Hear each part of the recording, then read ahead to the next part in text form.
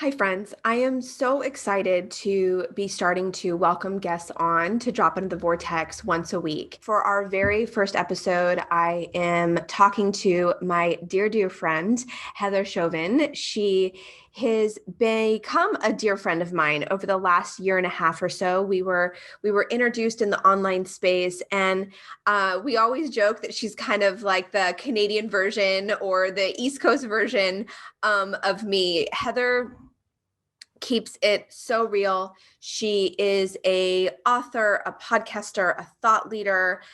She is a mom. She has a book, an incredible book called Dying to be a Good Mother. She's a coach, a facilitator, et cetera, et cetera, et cetera. And we speak the same language in very different words. And I just adore her and I appreciate her. And I am really proud to have her as a dear friend and really honored to go to her. We bounce ideas off of each other, personal, business, energy, all of the things. We just dive right in this episode, and we talk about post-pandemic life. We talk about resistance. We talk about manifesting. We talk about her own experience of being diagnosed with stage 4 cancer. You are going to get so many light bulb moments through this podcast. I hope you enjoy these incredible guests that I have lined up for you over the next couple of months. Let's dive in now. Hi friends, it's Heidi Stevens here. Welcome to Drop Into the Vortex, where conversations about upleveling your frequency, reaching your next level, feeling alive, and manifesting with more ease are happening. I'm a mom, I'm a wife, I'm a serial entrepreneur, I am a spiritual teacher and leader, and I am here juggling all the hats right along with you, creating our next level life and showing you how to do it on the way. Welcome, let's go. Heather, welcome to the podcast. I'm so happy to have you. I'm excited. I said I'm showing up. No messy hair, no makeup. We're going to have a real conversation. That's how you do. And that's one of the things that I love about you most is how real you keep it. If you guys don't know Heather by now following me, then maybe you're brand new to my world. Maybe not. Heather, just give them a little recap of who you are and what you do in the world. Yes. So I'm Heather. I think it's hilarious when people ask this question, which is very common because it's like, who am I? Which is typically, it's kind of the problem I solve for people. Who am I? Yeah. And I'm still trying to figure that out. Yeah. So, and it evolves constantly. My podcast is called Mom is in Control. The book is called Dying to be a Good Mother. And my background is in social work. And then it evolved to conscious parenting through my own challenges in motherhood with my 3 boys who are now 16, 11, and 8. And then 7 years ago, while I was doing all the things right by society's standards of who a woman needs to be and who a mother needs to be and who a successful business owner needs to be, I wore the supermom badge of honor like very well. And I was diagnosed with a stage 4 cancer and a sporadic Burkitt's, which just meant I had these little tumors growing in my abdomen all over the place. And it took me getting stage 4 to really stop, reassess. The interesting part at that point was I was already into personal development. I listened to the podcasts. I went on the retreats. I had mentors for leading up to that 9 years before I was diagnosed. But probably a few years before I was diagnosed was really when I was really starting to invest because I started my business. And the difference was I was only letting it a few layers in. And then post-cancer, I surrendered and said, I'm listening. Yeah.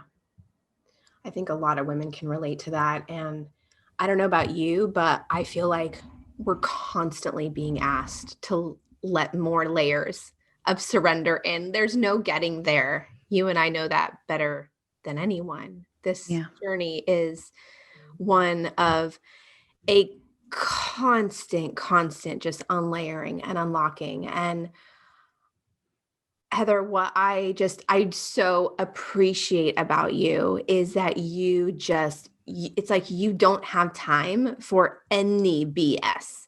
Like she's like the New York, she lives in Canada, but she's like the New York version of me. Like there's a softness about you because you are like, you're not scary, but you just are like, oh my, like I'm like, okay, I go to Heather when I just need super direct, very clear, Mhm. no BS feedback.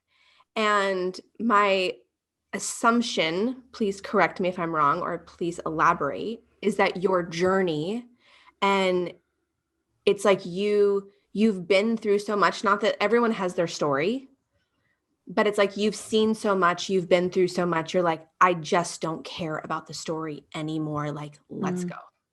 Yeah. I think, well, growing up, and my mother lives with us too. And I like to preface that because our relationship now is very different than it was as a child. It's like, I was we just did not get along as mother-daughter team. And I'm an only child. And now I grew up mothering my mother and I just watched the victim mentality. And Mm, I think that's where my fire comes from. People are like, you're no BS. But it's a passion that, like, when you can see, and we all can see potential in other people, right? But yet we're so good at getting in our own way. And that's why we need each other. And I would just see my mother, like, everything I teach, like emotional intelligence and conscious parenting, like it was the undoing of that. And now I've gotten to a place where I can soften and see that she was doing the best that she possibly could. And there's no more anger or resentment. And then, of course, when there is, I have to take radical responsibility for that. Um, so the through line has been like this fierce, like, take a stand advocacy for people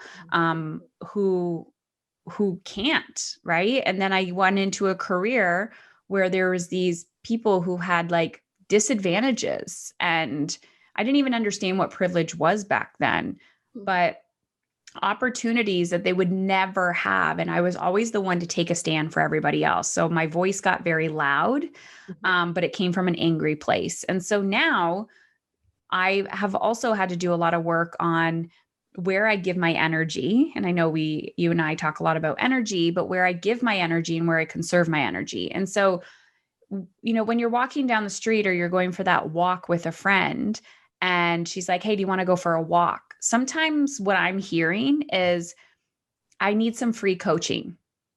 And it feels very draining to me, where you can have a relationship with someone where it's a giving and a receiving. But I had to be very mindful of where's the giving and where's the receiving come from. And I know that not everyone wants to receive the feedback that I have for them. So I get very quiet. And then they go, oh shit, she's getting quiet. And I will say, what Heather do you want to show up right now? Do you want the one just to hold space? Do you want the one to see where I can see? Like, who do you want me to be for you? But it was really interesting of me unpacking my story of how like who I was for everybody else in my life, and then how I needed to start becoming that to myself. So I see stories so clearly, but at the same time, I've come to accept that might be a little bit of a quote unquote superpower or a gift. And the contrast to that, the shadow, is that I don't need to heal every story. I don't need to help everybody through their story, because not everyone's willing in this lifetime or ready. Well, and you and I have talked about that, on Voxer kind of offline is the like, how do I just let people have their experience, whether that's parents or kids, like this is your field, kids. I was actually talking to my clients about that yesterday on a coaching call, how mothering and like letting go and surrendering as a parent is like the biggest, like for me it feels like the biggest area is just like letting go, letting go, letting go. um but how do we have this insight because so many people in our world are empaths, seers.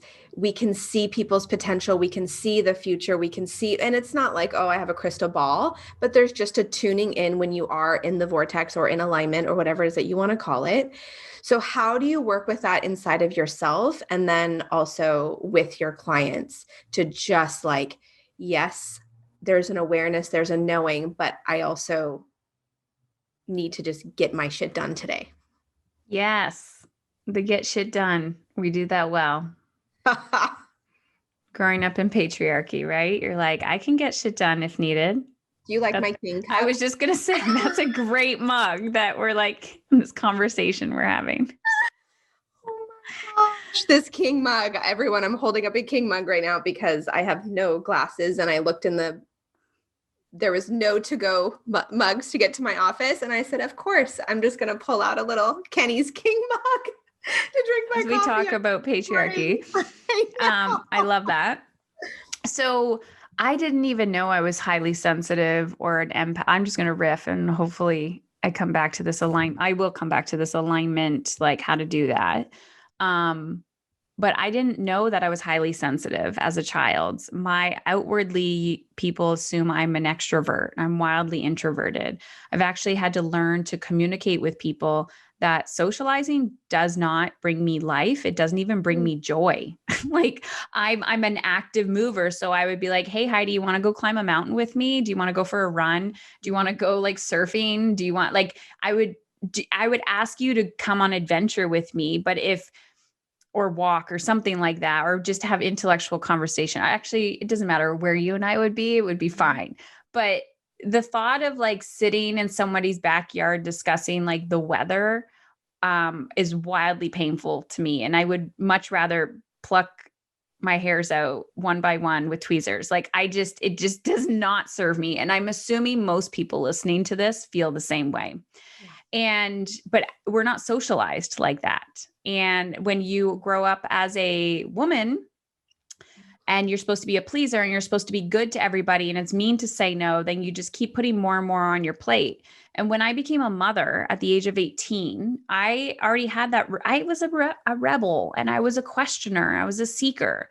But motherhood to me, I already felt like I was failing going into it. So then all of a sudden I was like, I have to do what appears to be successful.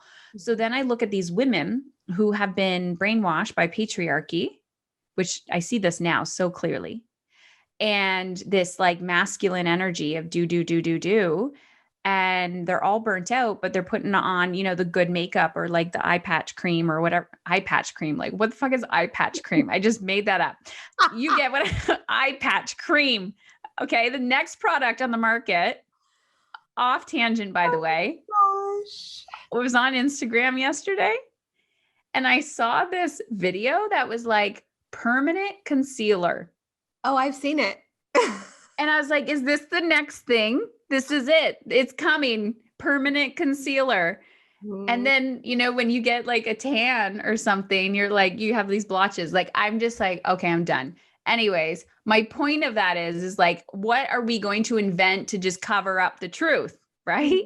I'm tired. I'm exhausted. I'm burnt out. I'm miserable. I'm resentful. I'm angry. But you got to look good.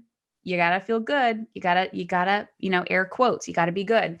Yeah. So I was learning, Heidi, I was learning about all of these things like motherhood. My first in was mindfulness and meditation. And then it just kept growing and growing and growing. And I was so curious. But when I was diagnosed, nobody ever said, hey, do you ever think like the dis-ease that is in your body right now could, have been from trauma or emotional stuff or stress related? Whatever you're the science-minded person. Let's talk about stress on your body. You're the emotional person. Let's talk about emotions on your body. You're the energy person. Let's talk about energy on your body. Nobody. It was, it's genetic. It's genetic. Mm-hmm. And this was from the doctor that you were going to, because today, if you were diagnosed with that, the people that you hang with now would all in one way or another probably mirror that for you. So I'm just like, cause that's also a reflection of who you were going to at the time. No? Yeah, I mean, from a doctor's perspective, I put a lot of power into that. So it was like, oh, this is genetic. This was my destiny, right? It was, and then they were just baffled when they couldn't figure out that it actually there was not any lineage of this. Being mindful that the type of cancer I had, and we'll get back to alignment, but this is interesting. The type of cancer that I had was found in African children. And if you look at me, Survived. I am so far removed from Africa. Yeah. And I mean, I'm hearing just like deprivation or like just feeling malnourishment. Exactly. Yeah. And so that was a big proponent of it too, which was malnourishment, which is, you know, you and I have talked about like my food journey, was never diagnosed with an eating disorder. I wouldn't even call it disordered eating. I grew up with lack. So my mother did not have a lot of money. So there was not a lot of food in the fridge. My father, because my parents divorced, my father had money, but there was an abundance amount of food in the fridge, just not healthy food. So the fruits and veggie section was just never introduced to me, and the nourishment and the nutrients and all of that. And so I would flop from both sides. And then I bought in, I really wanted help. But I was like, women help me, ladies help me.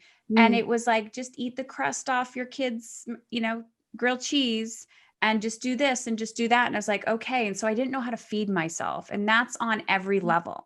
So getting back into the question of like alignment and vortex and all of that. Okay. You're supposed to feel good. Like, end of discussion. We could literally probably just stop the podcast there. The purpose of life is to feel good. That's it. Everyone's trying to figure out their purpose. What's my purpose? What's my purpose? Feel good and you'll figure it out. Oh, Heather, that is really just like mind blowing. And mic drop. Why is it? But I'm like, why is that a mic drop? Like, why is that not common sense to everybody? That the purpose of life is to feel good. Most of us would, some people might hear that and go, no, it's hard. No, it needs to be hard. So talk about deep, deep, deep, deep conditioning. So my value now, my standard is feeling good. And I am constantly asking myself, how good can it get? Not how much more money can I get in my bank account? Yes. But how good can I feel while I'm doing that? How good can my relationships get? How much more space can I create in my body and my mind? And like even now, just showing up to this call, I was like, you get this Heather today, no makeup, you know, but I feel amazing. Would I feel better if I was all put together? Probably a little bit, but I feel so good in my mind and my body and my soul and just content with who I am. Yeah. And I get to say, what's next? What's next? What's next? Because those desires never go away. But now my belief is desire is from something bigger. And so whatever your belief is, whatever the terminology you use. And I grew up in a Roman Catholic household that was not, I wouldn't say practicing, but I went to like Roman Catholic school and stuff. So I was constantly very triggered by the G word. God triggered me. So then when I was on my own spiritual path, I found universe and guides and angels. So now in my life, I'm like, there's something bigger. It doesn't really matter what I call it or my beliefs, because they actually sway with the wind too, as I grow and evolve. So something bigger than me is implanting this desire inside of me. And, you know, I may have a desire to write a book, but the next person doesn't. And how come I have that desire, but that other person doesn't have that desire? It doesn't mean that you need to act on it right away. So when I listen to desire and I go, oh, that's my path, that's my purpose. It's not blueprint. It's not a 5-year plan, 10-year plan, 15-year plan. I always laugh when people do those. It's, it's like, what is it? Okay, cool. What action do I need to take today to get me closer to that? So I'm focused on two things. What do I need to do to feel good today? Get things done, feed my children, responsibilities, pay the bills, blah, blah, blah. But then what am I doing today to also lean into desire? And then, of course, there's contrast and resistance and all of that magic. Mm-hmm. Beautiful. And we could literally unpack what you just said for about 5 hours. I want to talk to you about what I think we're both seeing a lot of women go through and maybe are going through ourselves to some degree in this post pandemic world is opening up. Things should just feel the same because we're back. And what we're all seeing very, very clearly is, in my opinion, the pandemic is not over. It is just now shifted. The fear, the intensity, the angst and anxiety that has really permeated the collective consciousness over the last 18 months is now just shifting. And whatever your beliefs and wherever, however much you're going out and seeing people, like, things are just as crazy. Things are just as crazy. And what are the tools that you're using and that you're giving your clients to navigate their energy, their awareness, their intuition in this quote unquote shifting season Mm-hmm. that we're in? I feel like I have a different perspective on this because when COVID happened, I had a deja vu and I felt like that was my cancer diagnosis all over again. And um, I've had to surrender and let go of a lot of the control that I have wanted to make in the world. So you know, a lot of us are nurturers and we want to make an impact. And, we're very driven with a mission. And then we scream and scream and scream about it, or we become obsessed about it. And then we burn out. Right. And then it's like that light bulb is gone. Right. And then it doesn't turn back on. And I always ask, how is that sustainable? So I feel like I've had 7 years to master this. And it hasn't affected me personally. I feel like it hasn't affected other people because as soon as it hit, I was like, oh, deja vu. Okay. I've been doing this for 7 years. So now just keep going, keep going, keep going. Mhm. Watching my clients come in, some get it, some don't get it. But at the end of the day, it's putting yourself first always. And so, on a deep level, we have been conditioned to believe that that is selfish, that there's something wrong with that. And so, when we talk about tools and strategies, like there's so many, but at the same time, pick one and be consistent with it. And like I'm going to give you an example and then I'll talk about what I've done like with the energies going back and forth and like watching that. Um it was actually this morning. So my mother had back surgery. She's been home for a few days, but she was in the hospital for a week and I'm her primary caregiver person. My kids can help a little bit, but I don't expect my husband to do any of like that. And of course we can have help and blah blah blah. But I was making her breakfast the other day and I eat, I count my macros, I eat a certain way. And I was like, I'll just double the batch and she can eat with me. But I purposely made my meal first and then I put it aside and then I made her meal. And I was watching myself make the meal and I could feel guilt coming up. Like I should be making her meal first. And I Hmm. thought, but why? It's an additional 5 minutes. You're making your meal, you're putting it to the side. And then it's just the practice and intention of that, of like me first, then her. Takes the same amount of time, Mhm. whether I'm feeding both of us, right? But at the same, it's like me first, then them, me first, then them, me first, then kids, me first, then work, me first, everybody. Because I've done it the opposite way and it almost killed me. So I've learned my lesson. I don't need to continuously have that contrast. And when I did that, I watched the guilt come up and I was like, oh my gosh, you're still there. It wasn't as intense where before guilt turned into shame, right? Guilt, ooh, I'm doing something bad. Shame, I am bad. And it didn't, I was like, oh, there you are. It's kind of like an itch. I was like, you're not going to consume my actions right now.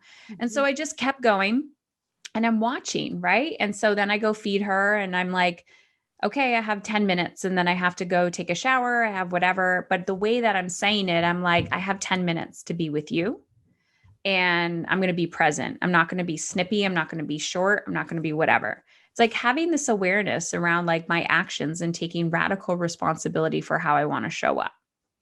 What I'm watching and observing is right now, as we're recording this, we're in a season where this energy is starting to get busier, right? And I'm getting responses from my clients being like, yeah, I tried to clear my schedule and somehow it just filled right back. And I'm like, somehow? Like you don't remember saying yes, you don't remember saying no. And when we went into our little cocoon of time, that was somebody else who made us do that. That was something outside of ourselves that made us do that. But if you did not change or evolve or practice certain things during that time, then you just step right back out and go exactly to who you were. And we have to be Yes. very, very mindful of that. So Yes. I am constantly, now more than ever, I'm like, my boundaries are solid. And I'm constantly saying, how do you feel, Heather? How do you feel? And, I had a fuller week, which really didn't have anything to do with what's going on in the world. Maybe it did. But I was like, guess what I'm doing next week? There's a lot of space next week. And I don't need to, just because there's more space doesn't mean I have to get back to all of those people who I didn't talk to this Yes. week. I'm like, I'm Yes. not available. I do not have the capacity right now. And then when people are like, oh, you look so busy. And I'm like, how do you figure I look so busy? Because I pre schedule content that goes up on my social media while I'm, that I did a week or two in advance with my team and I'm lying by the pool with my family. How does that make me look busy? Realizing that what they're like putting that story in their mind of like she's busy is by an assumption of a pre-scheduled post or content that goes out.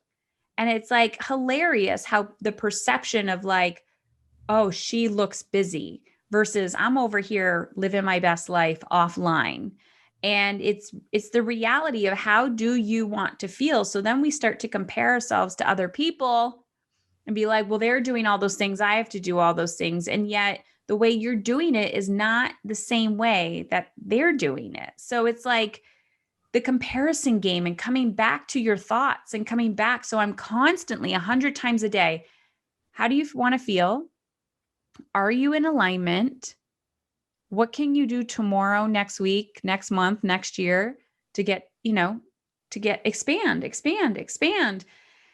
And the contrast and the mirroring of that is in every opportunity, in every relationship. So I would say most of the people that I hang out with, besides the few that I talk to online, my friends, you and I have never met in real life, which is ironic or hilarious. But the people that I see in the flesh, I feel very disconnected to because I just refuse to live the way that they live. And I can't give much feedback because I sit there and they're like, what do you think? And I'm like, that just wouldn't even be a problem for me because I wouldn't even engage in it. So are you guys hearing that? Like this is so important. Like surround yourself with people and communities that are, I'm going to use my terminology, at a frequency or a similar vibration that you want to live more in. That may be your next door neighbor, and it may not be one person that you see every single day, but they are out there. Heather and I talk multiple times a week on Voxer. I know one day we will get together at some super amazing resort and have such a good time.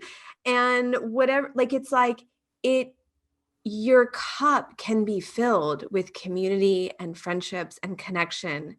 And I actually, unlike you, Heather, I do get energy being around other people. And I so do it's like, too. Yeah, it's just like a different experience. It's just like, oh, like I'm just more aware of my kind of my energetics when I'm like just out in the world or, at a preschool party or whatever the thing is. And it's never, ever, ever a better than, worse than. It's none of that. It's just what degree of consciousness, connection, depth, heart opening is the person in front of me willing and able to go to. Yeah. I always say human behavior is a language too. So people are constantly adding stories to how they're relating to the world. And what I've come to realize, and especially this last year, is just because somebody feels cold or we're assuming it's a lower frequency or like however they're showing up in the world. Um, I'm starting to observe it as like protected. And I love cracking people open. So I love the children, the teenagers, the people that are like, like, the ones that you're just like, I'm like, I'm going to convert you. Like, come on over, come on over. Like being able to influence their mood or their energy by my presence. From a place of fun and curiosity rather than like they suck the life out of me, right? Because I see they're sucking the life out of me because I get that question a lot of how do you not let other people's energies affect you? And I'm like, well, I'm not judging their energy. Not. I'm just like, I'm like, yeah, I could totally see myself in you because I've had days like that or moments like that. So, but I'm not judging like, oh, your energy. I'm just like, I'm just going to go past a few layers and I'm going to see your soul I'm going to see if I can crack you open a little bit. So I just want to kind of put a bow on a little bit of this discussion about this kind of post-pandemic, because this has been a consistent theme, and we released an episode a little bit ago specifically around a solo episode, and there was quite a bit of feedback on it. And I think it's so important for people to honor that in seasons of change, which I think right now is a complete constant. Like it's it's wild. The world is wild. Maybe always, but especially right now. And if you're listening to this, most likely you're an empath or you feel a lot, and it is okay to not just jump right back into the way that it used to be. It will never be that way again. And if you're super excited about getting out there and like awesome, like honor yourself in that as well. I have friends that are like traveling the world right now, and it's like amazing. That is so awesome that you are feeling free to go and do that. And that's incredible. And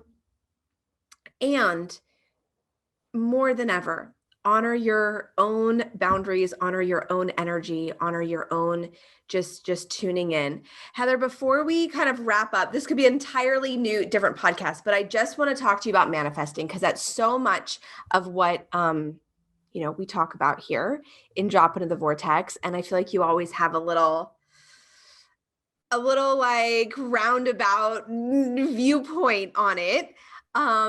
Share with us. Well, yeah, I think you always like to like dig in. Like, I'm gonna just let you talk for a minute. No, I'm so curious. I'm like, what do you mean dig in? What's your viewpoint? I feel like you always, my experience, which is I adore and love, is that you're always kind of poking holes a little bit in the like affirmation mantra, think positive, manifesting space, which is 100%, in my opinion, accurate. There is a need for that, but there's also a need to really dig into the deeper conversation. So in your opinion, in your experience, what is manifesting? I was like, what did you mean by that? But you always call me edgy, and I'm also a rebel, so I like to poke people and bug them sometimes. Just that little like, like, and then my dog is freaking out, and I have no idea why. So we're just gonna keep rolling with it. Well, do you think you're edgy or no? Um, I didn't assume I was edgy, but now I'm just me, just being little Heather. Um, it's like when it's just so intriguing to me when you're being yourself and how people view you and how everyone has a different perspective. Like it's so intriguing to me about human behavior. I hope you know that I mean it as a compliment. I know you do. I know you do. Like, and I love I that. wish I was a little bit more like New York, East Coast. Like, no, and on the Enneagram, I'm an 8, which means I'm a challenger. there you And go. so I just tell people all the time, like, can I challenge the way you see that? Or can I, so maybe that's what it is. But here's my perspective. The one thing is, I really fell in love with manifesting and the law of attraction previous to being diagnosed, but I didn't understand it. And I didn't understand where I was missing the mark. So I'm a very practical person and very like step by step. And I think that's just the way I had to learn as a child as well. But then I come from like the mental health world and the therapy world. And I think it's all perspective. So there's this side of like, let's talk it at length about your trauma and your past and da da da da.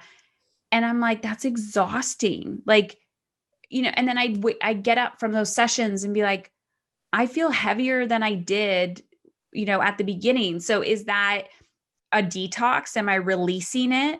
Or am I just sitting in it more? And I see how people stay over there and they're like lathering themselves with like the titles and the diagnosis and how it's so attached to their identity. Yeah.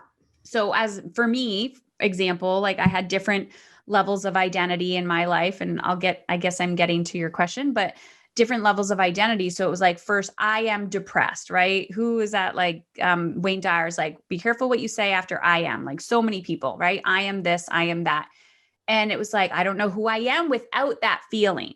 And if you look at the emotional guidance scale, which is just my favorite simple guidance scale, you can Google it, emotional guidance scale. It's like 1 to 22. 22 is at the bottom.